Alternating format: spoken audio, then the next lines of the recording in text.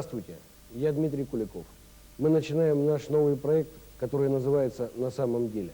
Мы будем говорить о том, что происходит в Якутии в декабре 2001 года, а также и о том, что происходит в Москве в связи с ситуацией в Якутии. Мы делаем эту программу совместно с телекомпанией города Якутска «Мастер ТВ». Мы надеемся, что вы нас увидите и услышите, а мы сможем разобраться с тем, что же происходит на самом деле. Дмитрий Куликов, историк, политолог, эксперт круглого стола бизнеса России. Автор проекта «Уличное телевидение». Автор и ведущий совместно с Владимиром Познером телепрограммы «Точка зрения». Автор и ведущий совместно с Сергеем Доренко телемоста в прямом эфире «Украина-Россия». Автор и ведущий программы «Президент Украины Леонид Кучма» в прямом эфире. Автор и ведущий программ «На самом деле» и «Политклуб».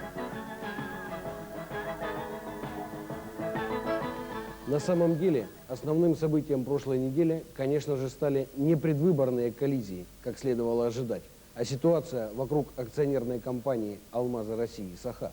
Конечно же, попытка перераспределения акций и собственности компании «Алроса» связана с грядущими выборами президента Якутии. Однако связь эта несколько сложнее, чем кажется на первый взгляд. Особенность приватизации в Новой России заключается в том, что никто из акционеров никогда еще не заработал деньги на тех акциях, которые ему принадлежат. Все зарабатывают на эксплуатации тех или иных ресурсов. Акция – это только подтверждение прав на эксплуатацию этих ресурсов, не более того. Якутии удалось стараниями своих руководителей предъявить права собственности не только на акции, но и на реальное имущество. Таким образом, в руках Якутской Республики оказались реальные рычаги управления и реальная возможность получать доходы. Если мы сравним якутскую столицу 1991 года и 2001 года, разница огромна. Средства, полученные от алмазной компании, вкладываются в будущее территории, в будущее людей, проживающих на этой территории. Мы можем увидеть своими глазами и потрогать руками то, что построено в Якутске за последние 10 лет за счет средств алмазной компании. Это вклады в действительную возможность жить здесь, на этой земле. Это реальное противопоставление подходу, сформировавшемуся в советские времена, когда территория Якутии рассматривалась только как место для добычи полезных ископаемых, а люди, живущие здесь, в лучшем случае, как вахтовики. Это стало возможным благодаря тому, что в республике не был допущен стандартный для Новой России вариант приватизации. Возьмите акции и можете быть свободны. Республика является реальным собственником имущества и оборудования, которое необходимо для добычи алмазов. Хотите добывать – платите арендную плату. И вот сейчас этот реальный рычаг управления у республики пытаются отобрать. 9,5 миллиардов рублей могут лишиться вскоре жители Якутии. Почти на треть сократится бюджет республики, если произойдет задуманный московскими чиновниками и олигархами передел собственности акционерной компании «Алроса». Эти миллиарды – ежегодная арендная плата компании за предприятия алмазодобывающей промышленности. Сегодня они принадлежат республике Саха, а завтра могут быть отобраны Москвой, и тогда якутские деньги растворятся на федеральных просторах или осядут в чьем-нибудь кармане. Остановить запланированный грабеж требовали представители общественности, собравшиеся в минувший вторник на митинг в защиту интересов республики. Местом сбора не случайно стал актовый зал Якутского госуниверситета, ведь студенты самая активная и готовая к защите своих прав часть общества. А тут происходит явный беспредел со стороны Кремля и борьба за существование со стороны республики. И если мы будем так спокойно отдавать, что по сути принадлежит нам, и от чего зависит наше благополучие, наше будущее, благополучие всего многонационального народа Якутии, то мы просто-напросто перестанем существовать. Мы, общественность, молодежь, мы призываем всех. Законодательное собрание Юльтиман, общественность, правительство, президента слиться воедино и защитить права каждого гражданина Якутии. Будет ли услышан этот призыв к единению перед лицом общей беды сегодня, когда в Якутии кипят предвыборные страсти? Похоже, не случайно федеральные чиновники предпринимают попытку лишить республику Саха бюджетообразующей отрасли именно накануне президентских выборов. «Разделяй и властвуй» – принцип не новый.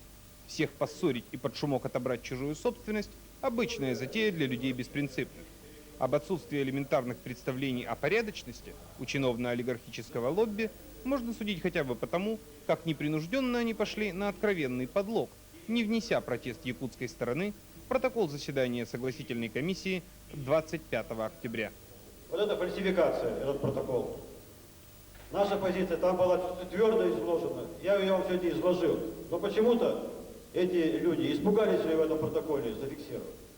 Тем более, что я там никаких подписей. Значит, если бы я это сделал, я бы уж не знаю, это противоречит всей моей, так сказать, идеологии и моей позиции, которая вам известна еще начиная с 90-х годов. Поэтому это вранье и фальсификация.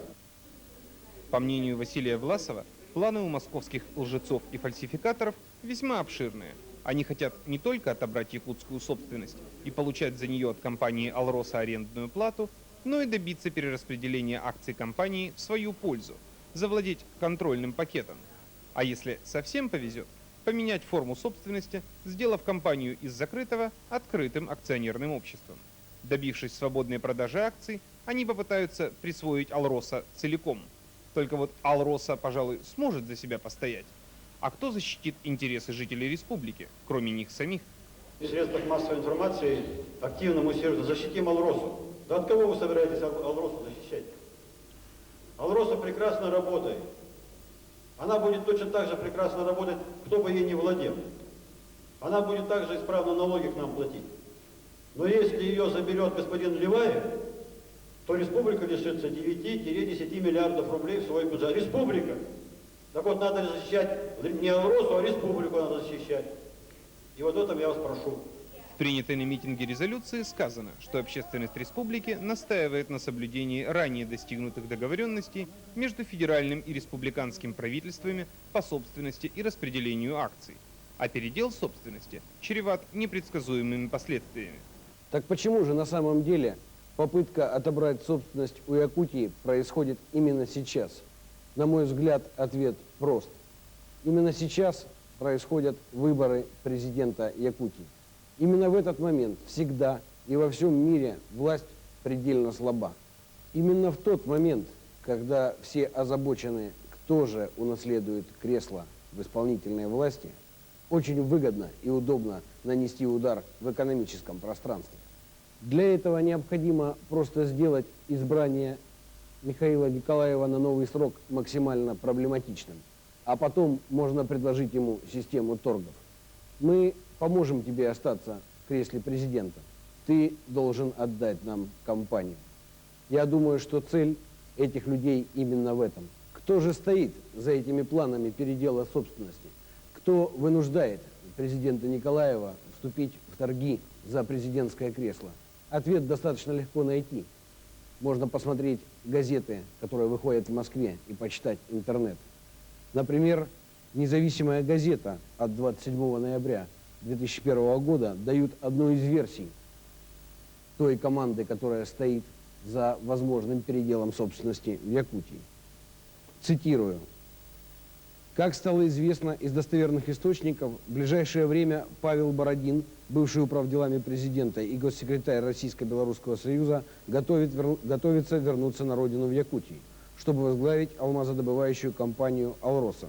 Правда, новое назначение Бородина может состояться лишь в одном случае – после победы на выборах президента республики бывшего замгенпрокурора Василия Колмогорова. Конец цитаты. Далее газета приводит целый список возможной команды, которая претендует на различные посты в исполнительной и законодательной власти Якутии. Например, в правительство Якутии должны быть назначены новые московские олигархи, банкиры Пугачева и Веремеенко и замминистра национальностей Тамтосов, а также главный коммунист Якутии Алексеев. Далее цитата. Да, команда у Колмогорова весьма разношерстная, но всех их объединяет одно – желание взять реванш и устроить в республике передел собственности в своих интересах. Я повторюсь, что это лишь одна из версий, которую выдвигает независимая газета. Однако ничто нас не убеждает в том, что эта версия выдумка.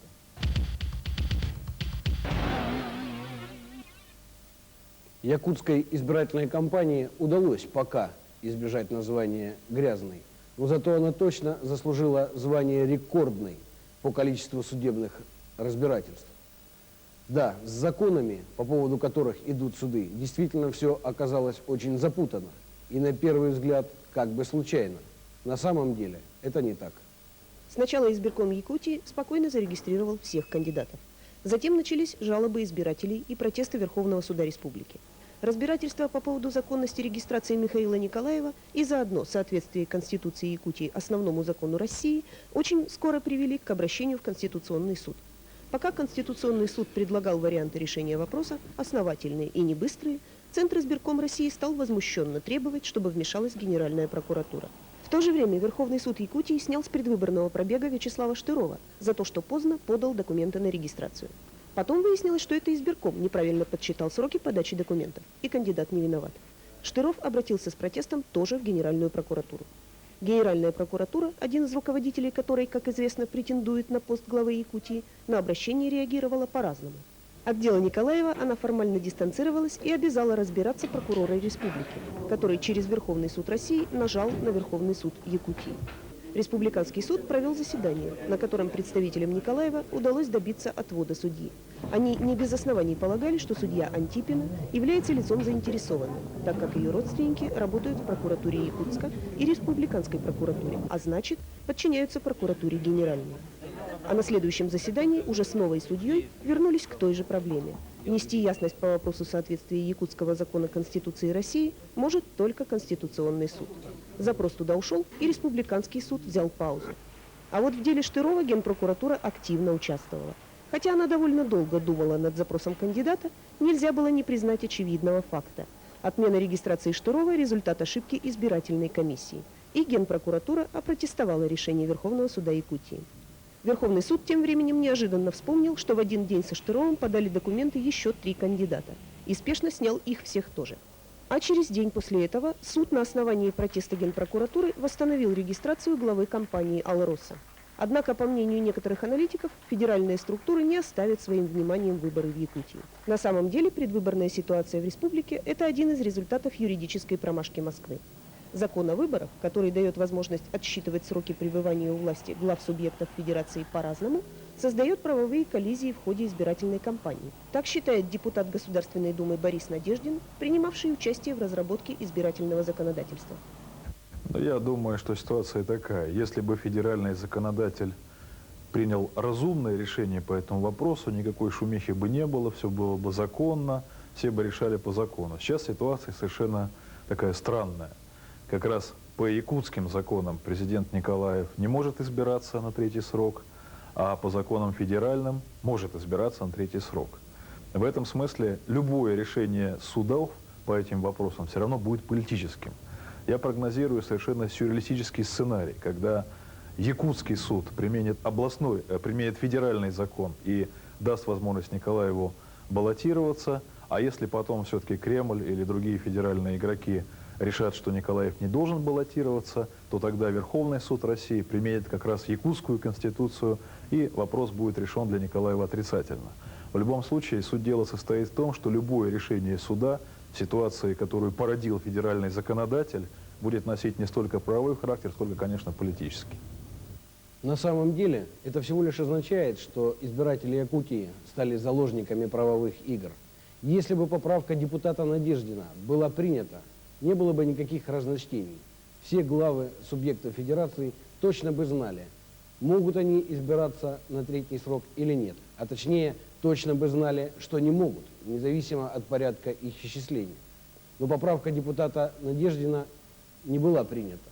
В случае принятия поправки депутата Надеждина не стали бы главами своих областей и республик такие люди, как Строев, Федоров, Шаймиев.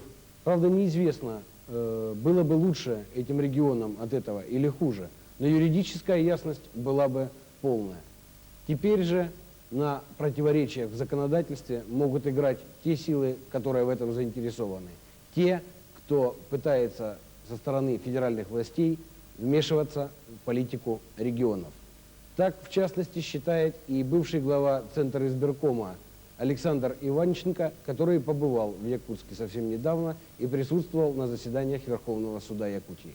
Я думаю, что, вот, может быть, по итогам выборов президента Республики Саха-Якутия появится новый термин «прокурорский ресурс», как составная часть административного ресурса. Этого еще не было в практике проведения выборов, когда правоохранительные органы столь настойчиво участвуют в избирательном процессе. Это новое явление. Я как специалист должен об этом говорить, ибо не учитывать это, значит не замечать тех реалий, с которыми мы сталкиваемся в выборах.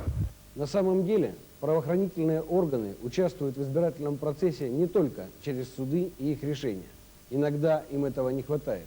Так, 26 ноября вечером того дня, когда Верховный суд Якутии не отменил регистрацию действующего президента Николаева в качестве кандидата, а потребовал заменить судью, поскольку посчитал ее действительно связанной с прокуратурой республики. Именно в этот день в Якутске начались обыски. Обыск в номерах 3 якутских гостиниц проводила городская прокуратура в сопровождении милиции. Результат – изъятые компьютеры, архивы, дискеты, 3 задержанных журналистов и уголовное дело по статьям «Клевета», «Вандализм», «Разжигание межнациональной розни». По сообщениям газет «Эхо столицы», «Якутск вечерний» и других, адвокаты задержанных заявляют, что в ходе этих следственных действий допущено нарушение закона. Руководители прокуратуры дали пресс-конференцию, на которой таинственно намекнули на московский след. В провокационных листовках, с которых все начиналось, фигурирует фамилия кандидата Колмогорова. Прокуратура утверждает, что противоправные действия были направлены в том числе против него. Фамилия Колмогорова на следующий день замелькала в центральных средствах массовой информации. В прямом эфире радио «Эхо Москвы» выступил бывший министр юстиции Валентин Ковалев, который утверждает дословно следующее. В ходе избирательной кампании в Якутии прокуратура в ряде случаев прибегала к допросам, обыскам, задержаниям, применяя действия, которые на уровне международного права характеризуются как угрозы и истязания. Конец цитаты. Господин Ковалев считает, что методы давления накануне выборов в Якутии применяются целенаправленно. Не зафиксировано ни одного случая, ни одного факта, когда каким-либо дискриминационным мерам подвергались лица из избирательного штаба заместителя генерального прокурора страны Колмогорова. И совершенно противоположные данные идут о такого рода действиях в отношении представителей избирательного штаба Николаева и группы журналистов. На другой пресс-конференции в издательстве «Аргументы и факты» бывший коллега Василия Колмогорова изложил некоторые сведения из недавнего прошлого прокурора и кандидата. Мне известны факты, когда Колмогоров сворачивал уголовные дела, выводил из-под уголовной ответственности субъектов таковой. Мне известны факты, когда Колмогоров препятствовал установлению истины и скрывал материалы уголовных дел. Я подчеркиваю, за каждое свое слово я отвечаю, тем более, что такого рода данные я представил соответствующие государственные органы. В четверг на интернетовской страничке «Страна.ру», которая, как известно, является проектом кремлевского политтехнолога Глеба Павловского, появилась публикация «Якутские выборы. Не обижайтесь на прокуроров». Сайт главного пиарщика России, известного своей близостью к президенту Путину, проводит мысль о том, что административный ресурс на выборах теперь доступен не только главам регионов, но и руководителям госструктур. И ресурс этот активно идет в ход. То, что прокуратура является активным участником якутской избирательной кампании, видно невооруженным глазом, пишет автор «Страны.ру». Не обижайтесь на прокуроров, они используют те избирательные технологии, которые знают. Появление таких язвительных комментариев на интернетовской странице кремлевской структуры может означать, что Кремль не одобряет попытки Генпрокуратуры использовать свою власть в ходе выборов. Вся деятельность прокуратуры в связи с обысками проходила под лозунгом борьбы с черным пиаром. Однако сам термин «черный пиар», что же он означает на самом деле? С моей точки зрения, есть просто законные и незаконные методы агитации. Термин «черный пиар» придуман теми людьми, которые зарабатывают на этом деньги. На самом деле, ведь невозможно признаться, что ты берешь деньги за незаконные методы работы. Но в данном случае ситуация черного пиара возникла как раз поверх деятельности самой прокуратуры. В течение суток и даже более все средства массовой информации от центральных до местных, начиная с момента начала обыска, сообщали о том, что обыски проходят в штабе кандидата Николаева, и что он и его штаб подозреваются в противозаконной деятельности. Лишь только через сутки Генеральная прокуратура сообщила, что это не имеет никакого отношения к штабу Николаева. Итак, обыскивались и арестовывались независимые журналисты и социологи. Средства массовой информации сообщали, что это в связи с тем, что штаб Николаева осуществляет противозаконную деятельность. В центре всего этого находилась Генеральная прокуратура. Вот таким образом, на самом деле, борьба с черным пиаром обернулась его применением.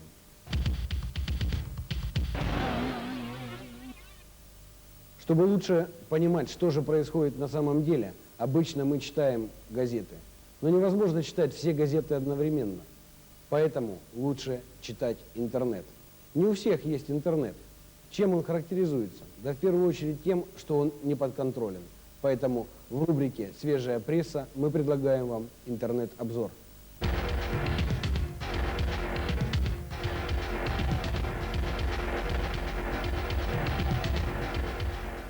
Информационное агентство «Росбизнес-консалтинг» делает любопытные выводы из последних поворотов якутской избирательной кампании. Цитирую. Стараниями Генпрокуратуры России президент компании «Алроса» Вячеслав Штыров восстановлен в качестве кандидата на пост президента. Это значит, что шансы кандидата Кремля в кавычках, заместителя генерального прокурора Василия Колмогорова, тают буквально на глазах. Конец цитаты. И далее автор статьи Иван Челнок добавляет. Добившись восстановления Штырова, Генпрокуратура поставила в крайне сложное положение своего высокопоставленного сотрудника, также участвующего в якутских выборах. Конец цитаты. Газета «РУ» сообщает о результатах проверки счетной палатой финансирования восстановительных работ в Ленске.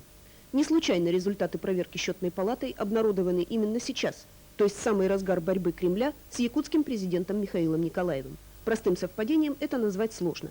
И добавляет, в Москве и не стремятся показать объективность ревизии. Конец цитаты. Сайт кремлевского политтехнолога Глеба Павловского «Страна.ру» высказывает свое мнение.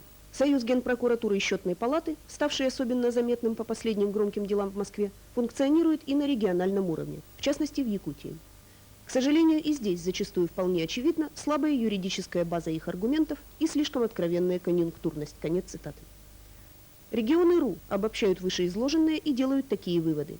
Очевидно, что попытки якутской прокуратуры снять с предвыборной дистанции кандидатуру действующего президента Республики Саха-Якутия, в том числе акции против независимых журналистов, добавили Николаеву популярности. При этом рейтинг его соперника, заместителя генерального прокурора Российской Федерации Колмогорова, снизился. Наблюдатели объясняют это тем, что силовые действия республиканской прокуратуры воспринимаются населением как непосредственно направленные на поддержку кандидатуры Колмогорова. По слухам, причиной активности заместителя генпрокурора является резкое ослабление его влияния в московских коридорах власти.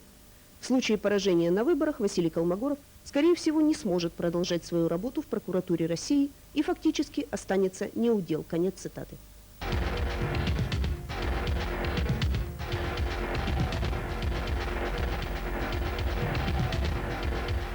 Сегодня у нас гость в студии, известный в Якутии человек Александр Николаевич Кимен, депутат Государственного собрания.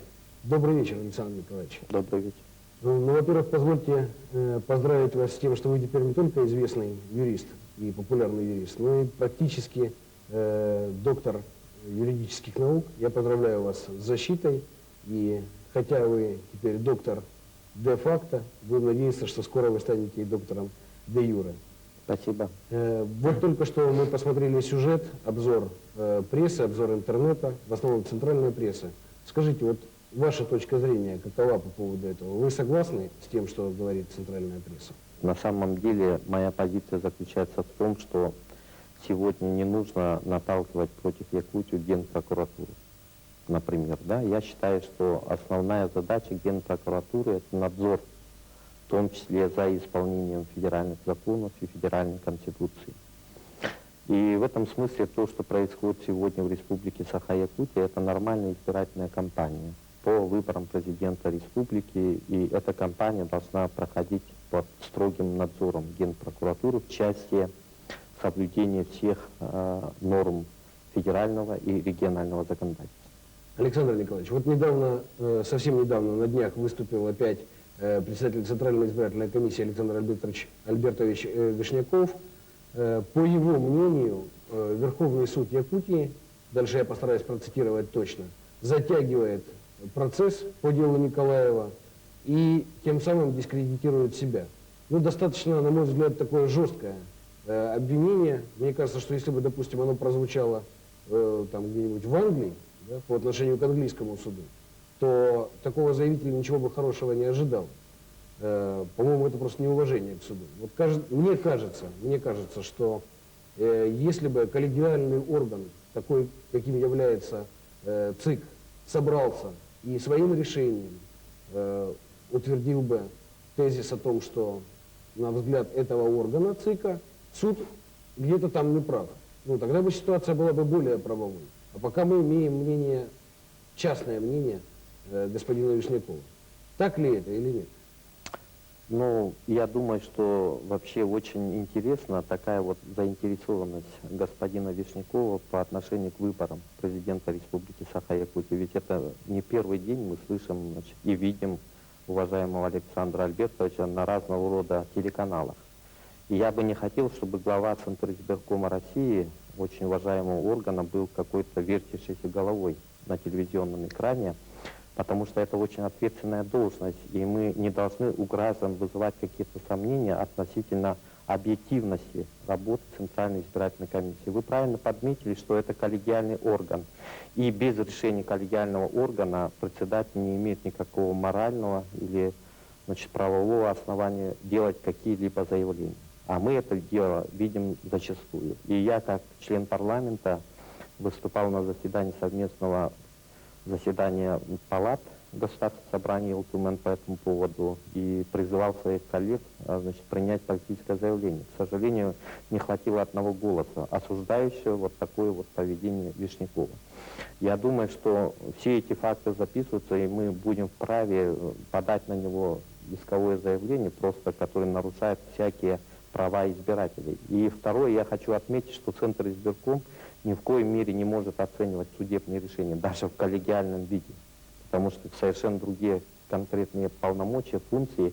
И Центр избирком России не вправе вмешиваться в работу Центральной избирательной комиссии Республики Саха-Якутия, потому что каждая избирательная комиссия свои задачи решает. Допустим, Центральная избирательная комиссия по выборам федеральные органы власти, Центральная избирательная комиссия Республики Саха-Якутия по выборам в органы власти субъекта федерации, а территориальные органы, значит, избирательные комиссии могут, так сказать, при проведении выборов в органы местного самоуправления, тоже никто не имеет права вмешиваться в их деятельность, понимаете? Спасибо. Но все-таки в избирательном процессе главными фигурами являются кандидаты на пост президента Республики Саха. Мы подготовили свой сюжет, как мы видим типологию кандидатов, которые выдвигаются сейчас на этих выборах. Я предлагаю его посмотреть, а потом мы с вами вернемся к обсуждению. Сегодня неизвестно даже, сколько у нас кандидатов. Пока 8, а может быть 11.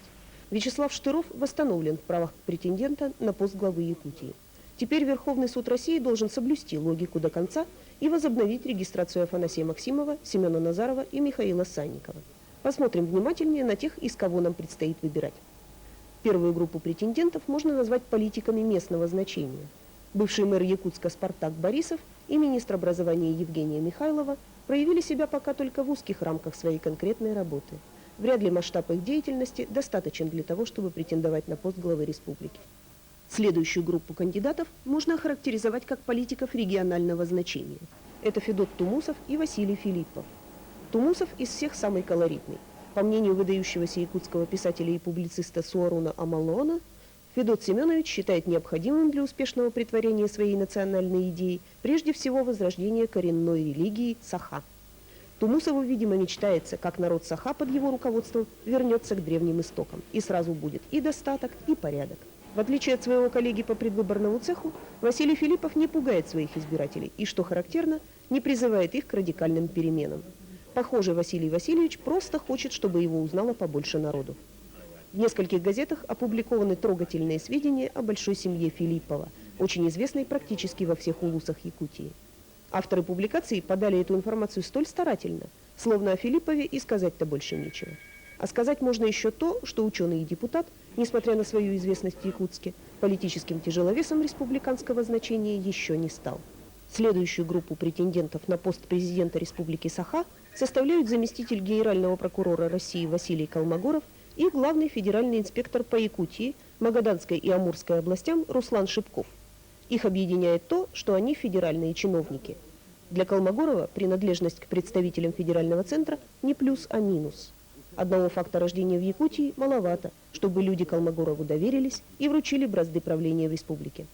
Колмогорову сопутствует легенда. Он, дескать, человек Кремля, и от имени и по поручению Кремля главный борец с коррупцией.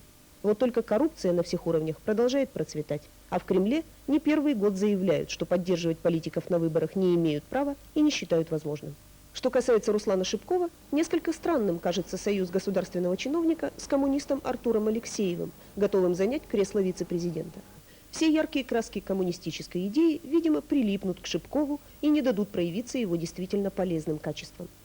В последнюю группу претендентов объединяются действующий президент Якутии Михаил Николаев и глава компании «Алроса» Вячеслав Штыров. Можно назвать их лидерами, а можно, как в последнее время принято называть политиков такого типа, крепкими хозяйственниками. Объективно их объединяет опыт хозяйственной и политической деятельности федерального масштаба. Эти политики, в первую очередь Николаев, не ведут стандартной избирательной кампании. И пойдет ли им на пользу такая уверенность в себе, пока неизвестно. Они доказали свою состоятельность и не допустили серьезных промахов. Поэтому их противники пытаются достать их в части законов. Александр Николаевич, вот мы посмотрели сюжет, но для нас это своего рода эксперимент. Мы попытались разобраться, как можно было бы типологизировать кандидатов на пост президента. Вот такая версия у нас получилась. А каково ваше мнение? Ну, ваша версия довольно интересная и, на мой взгляд, довольно объективна.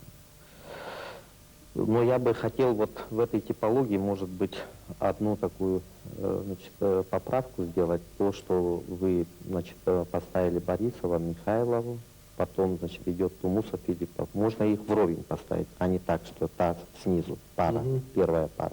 Их можно поставить вровень. Это действительно достойные люди, но на сегодняшний день, может быть, они не имеют, так сказать, должного политического веса, который бы придавал им полную уверенность в победе. А что касается третьей пары, Шипков и Колмогоров, это люди довольно известные, и, мы очень уважительно относимся к этим персонам. Все будет зависеть от того, как они будут проводить свою предвыборную кампанию. Конечно, альянс Шипкова и Алексеева, он очень интересен. Я вообще раньше представлял Шипкова человеком, который в большей степени демократичный и за новые, так сказать, веяния в нашей жизни, а не уход в прошлое. А с другой стороны, Артур Николаевич Алексеев — это очень сильная фигура политическая, и мне очень даже интересно, как он мог стать второй фигурой в этом тандеме. Тем не менее, это может, так сказать, нанести определенный вред этой прекрасной паре, если бы они были, так сказать, кандидатами самостоятельными, с другими фигурами. Может быть, это были бы более сильные команды. Так? Что касается Василия Васильевича Колмогорова, то я хочу сказать, что Василий Васильевич очень известный, и мы гордимся тем, что наш земляк в Генеральной прокуратуре занимает такую высокую должность.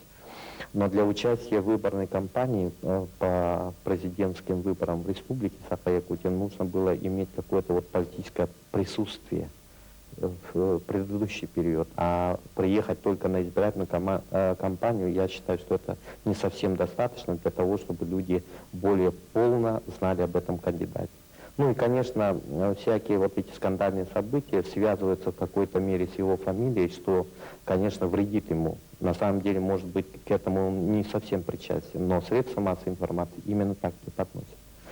Что касается последней пары, Николаев-Штуров, да, действительно, это фавориты гонки. И их вес политический, их влияние на политическую ситуацию в республике и тот вклад, который они внесли в развитие нашей Северной Республики, он очень высок. И думаю, что избиратели по достоинству оценивают их работу. Но в данном случае я хочу сказать, что эти люди, они не должны быть разделены за счет этой избирательной кампании. Я бы именно в качестве пожелания хотел сказать.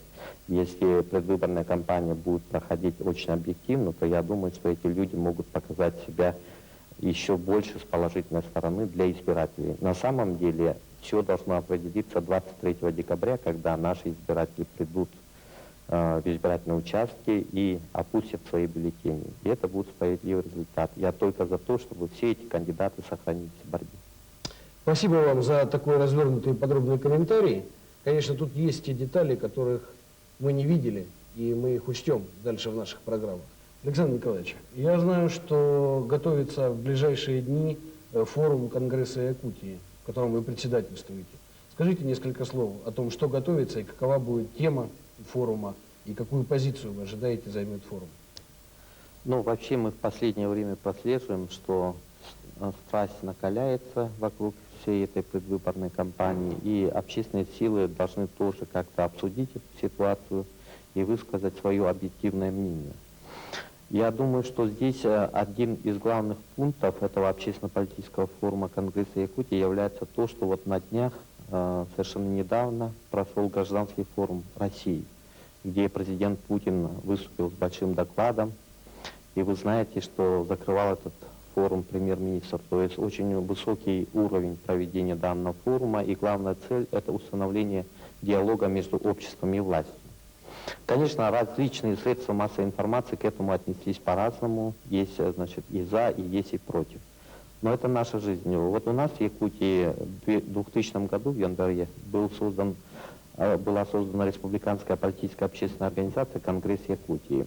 И вот этот форум, который мы хотим провести 15 декабря, это, во-первых, то, что мы поддерживаем политику президента Российской Федерации Путина. Именно должен быть диалог между обществом и властью. Мы должны оценить эту ситуацию, как у нас в Республике Саха, Якутия, это дело продвигается. И я думаю, второе, что именно в условиях такой очень жаркой дискуссии, в том числе с участием судебных органов, общественность тоже должна высказать свое слово. И потому я считаю, что этот форум будет очень актуальным, и надеюсь, что средства массовой информации также будут объективно освещать ход работы этого форума.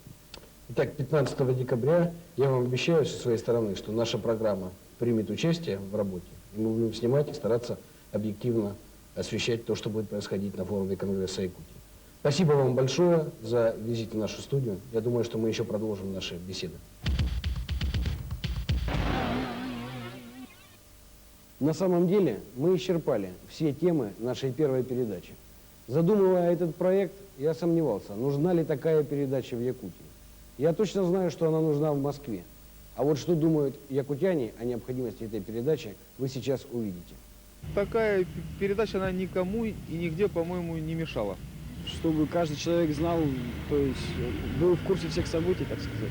Мне кажется, если это будет умная и продуманная передача, без каких-то голословных заявлений, то тогда можно, не помешает. Особенно молодой аудитории, мне кажется.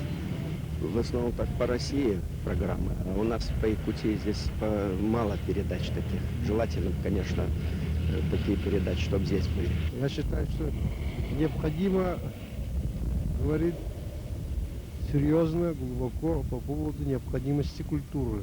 У каждого своя больная тема, которую ему надо разъяснить или обсудить.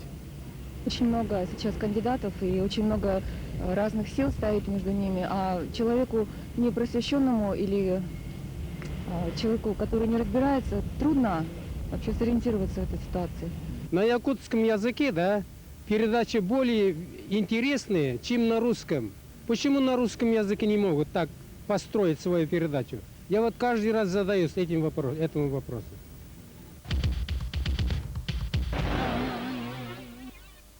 Наша программа подошла к концу. Мы прощаемся с вами. Я надеюсь, что вы нас еще увидите и услышите. На самом деле.